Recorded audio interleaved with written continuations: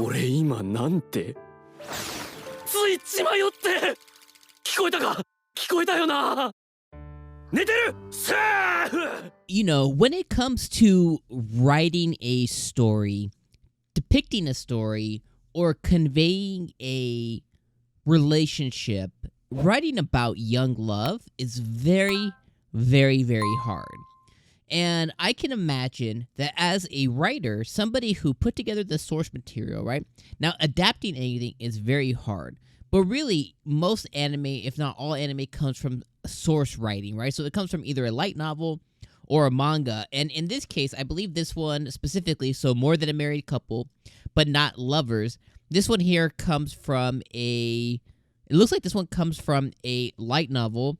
And this comes from a creator named Yuki Kanemaru, okay? And this seems to be his only work that he's done so far. So really good for him that his first work, or, first published work, actually it looks like this was a manga. So it looks like his first published manga was translated into a anime. I think that is absolutely awesome. So why am I saying that?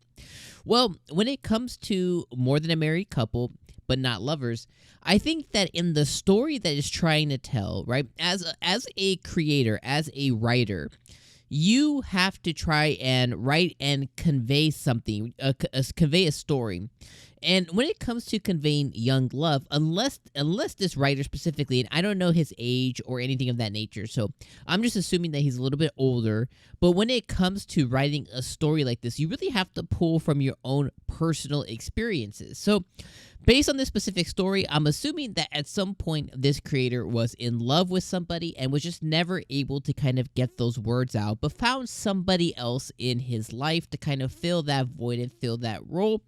But he probably always maybe had a regret, or he always kind of wondered, what if I had actually expressed the way that I felt? Now, why am I saying all this? Well, the reason I'm saying this is because when I'm watching episode 2, I think that the first 30% of the episode wasn't very good. I think the last 70% of the episode was very good, but there are very key things I really like about this anime, and there's very key things that I simply do not like about the anime. But I want to make it very clear that overall, it's very hard to write about young love because you have to really remember yourself in those shoes.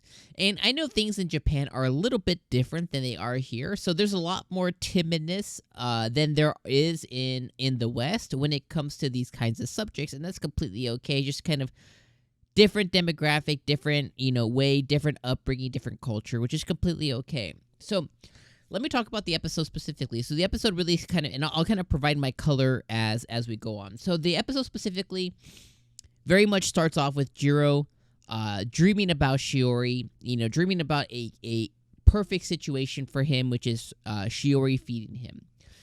I don't think there's anything wrong with that. It has his continuation of adoration and admiration and desire for Shiori is still there. I think that is his original love. It's been his love for quite some time since he was a child. But he's always gotten mixed signals, and he's kind of made peace with just being a friend because he's just not confident enough to kind of express his real feelings. So that's kind of how it starts off. Then we get to see kind of the scary side of it with Watanabe, waking him up in the middle of the night. She was watching scary movies to try and get some extra points for their, for their grade and stuff. And she freaked herself out, so she went to go and get Jirou. She did, and they spent some really, really cool time with each other. And he ended up telling her a scary story, and they ended up getting really close.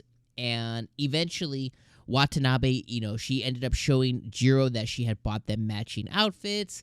The lights go out, and because it was raining and thunderstorming, the lights end up going out. They end up getting really close with each other. Jirou ends up just vomiting out that, you look really cute, and he holds her hand, and, very reactionary things that felt really natural. So in this context of this moment, I was like, okay, I really like what's happening right now between Jirou and between Watanabe. It's very natural, to have a reaction. And sometimes, if you're so fixated on one thing, you shut out every other opportunity. But in this moment, because he's kind of forced to live with Watanabe, and he has this preconceived notion that she is experienced and she's a party girl and she's all of this, he's getting to see the real side of her, which is none of those things. That's just kind of the exterior that she puts out, but she really isn't this, I don't even know what they call them, but like bubblegum type girl. She isn't really this like sleep with 1,000 guys, and party and whatever fabrication he has of her is not it. She's just confident, and she wants to depict that confidence, but she really is sweet and virgin herself and no experience in these kinds of things. So I think it's really, really cool. So he kind of word vomits, and she is sleeping, but she ends up hearing him. So when he falls asleep, she's like, yo, what was that? So again, feelings are beginning to resonate on both ends, right? And there's going to be a push and pull between both of them. Ultimately, I think there's going to be more push from Jirou because of Shiori, but there's going to be more pull from Watanabe. She's going to have to deal with lying to him about this other guy that she likes, but that she's never gotten close with. But really, she wants to get close with him. So I loved all of that. I thought this is when it started getting really good, this episode. Really liked it quite a bit.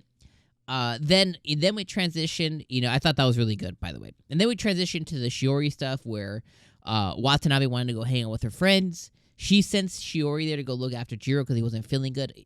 Homeboy was cleaning the bathroom and he got wet. He got sick. In Japan, they have, the deadliest virus on Earth called the common cold, apparently. So, he goes there. Shiori goes and takes care of him. We get some backstory to them on when he wanted to confess. He was a big pussball. He wasn't able to do it. And he picked the worst time ever. Never, guys, if you're younger watching this for whatever reason, never, ever, even if you're older, dude, never, ever, and this is for the guys out there. Actually, it's for both, even the girls too. But, for both of y'all. Never, ever confess to somebody you like who's moving away. It just simply, it won't work. It just doesn't work, and it's awkward. You know what I mean? Especially if you're just friends. Like, if you had 1,000 opportunities to confess to somebody, don't confess right before you guys are parting ways and you're moving to Portland or some random-ass place. You know what I mean? Like, never do that. Don't bother. It ain't gonna work out. Anyways, he's a big pussball. He waits to confess. It doesn't end up happening. Shiori ends up moving away, and during that time, Shiori went about it all wrong. She was going to confess to him too, apparently, I guess, but she also didn't have the chance. So then we're back in today's state with her taking care of him, and she goes in for a kiss, and she's realizing her feelings too, and it's because he called her Shiori during a special moment that he had, and her feelings are definitely there. They exist, and they're there, and they just become more evident when he kind of fits the role that she imagines. So I think that Shiori will end up still being there. So overall, complicated episode. Definitely like some things. I don't like other things. But I think what I like definitely outweighs what I don't like. And so far, I'm really here for it still. I think there's enough here to pull you in and to keep you interested, to make it really enjoyable. So I'm going to continue, obviously, watching because I really like it so far. I'm going to say it's like an 8 out of 10 anime so far. Maybe right below 8, but really, really good so far. Enjoyability is still high. I really want to see what Watanabe is going to do. She's one that interests me most. Obviously, she's the main girl. But I also want to see if Shiori begins to come into the mix more. Is she going to let that happen? Or is her feelings going to be so strong that she's like, absolutely not? And then it really comes down to that point. It comes down to Jirou at this point on where does his feelings really lie? Somewhere where you've always wanted them to be, but you can never bring it to fruition, or something new that happened naturally, right? Chemically and naturally. Like, what do you want it to be, really? So I think it's going to be very interesting, that push and pull between them. And then you have this other random guy, and, I mean, he may be completely insignificant as the story goes on. But regardless, thank you guys for being with me another week. I'll see you guys next Sunday. Peace.